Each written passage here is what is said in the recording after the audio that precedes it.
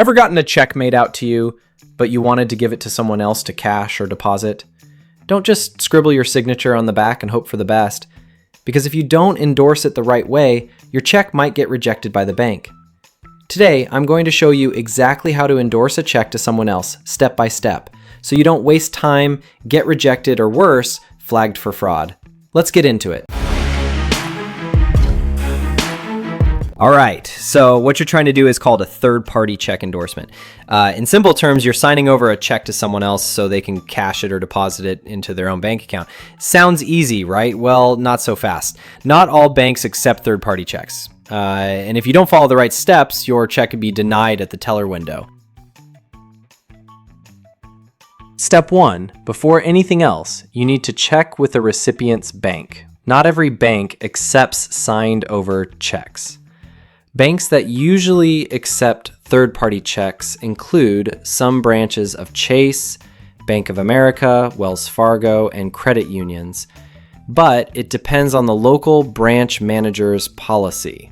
So call or visit the bank first and ask, do you accept third-party checks if the original payee endorses it? That one question can save you a ton of headache. Step 2, it's time to endorse the check properly. On the back of the check, in the endorsement area, write the following. Line 1, pay to the order of, recipient's full name. Line 2, your signature. For example, let's say the check is made out to John Smith, and he wants to sign it over to Sarah Jones. John would write, pay to the order of Sarah Jones, John Smith's signature. That's it. The simple line legally transfers the check. Here's something most people don't know. Many banks require both parties to be present when cashing a third-party check. That's you and the person receiving it. Why? Because it's a high fraud risk, and the bank wants to verify identities. So if you're wondering, can someone deposit a check for me? Yes, but only if you've endorsed it correctly and the bank allows it. Bonus tip, bring your ID, both of you, just in case. Before we wrap up, here are some common mistakes that cause third-party check endorsements to fail. Signing without writing pay to the order of. Trying to endorse a government or tax refund check. Most banks won't allow it.